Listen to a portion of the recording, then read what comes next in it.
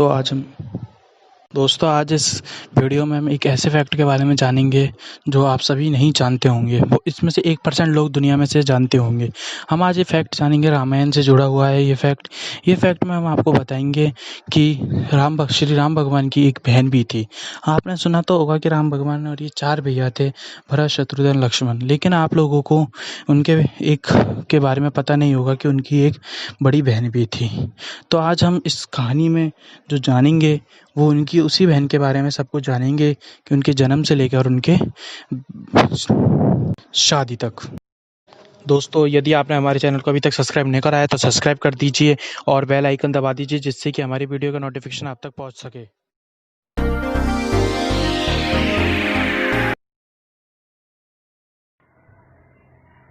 दोस्तों ये बात तो सबको पता है कि राम भगवान के 4 भाई थे, भरत, शत्रुघ्न और लक्ष्मण। लेकिन ये आप बहुत कम लोगों को पता है कि राम भगवान की एक बहन भी थी जिसको जन्म माता कौशल्या ने दिया था। राम भगवान की जो बहन थी राम भगवान की जो बहन थी उसे तीनों लोक में सबसे अत्यधिक सुंदर और सुशील माना गया है।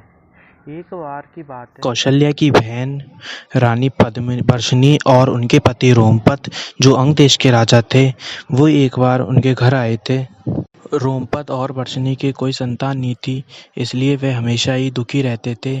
एक बार बातों बातों में ही रानी वर्षिणी ने कौशल्या और राजा दशरथ से कहा कि उनके पास भी शांता जैसी एक सुंदर पुत्री होती, और राजा दशरथ से उनकी पीड़ा देखी नहीं गई और उन्हें गोद देने का वचन दे दिया।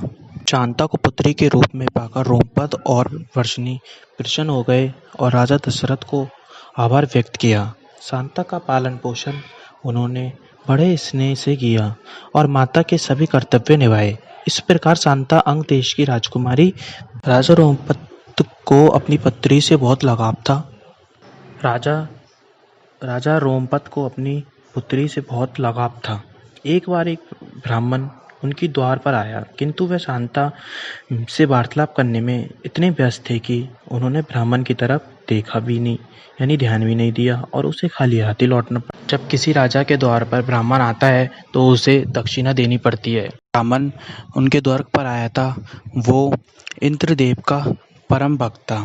अपने भक्त के अनादर से क्रोधित हो उठे इंद्रदेव ने वरुण देव को आदेश दिया कि अंग देश में वर्षा ना हो। अंग देश में वरुण देवता ने इंद्र देवता की पालना के अनुसार अंग देश में वर्षा न हुई और उसके कारण अंग देश में पूरा सूखा पड़ गया और चारों तरफ हाहाकार मच गया।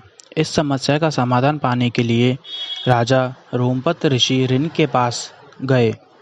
ऋषि ऋण ने उन्हें वर्षा के लिए एक यज्ञ का आयोजन करने के लिए कहा।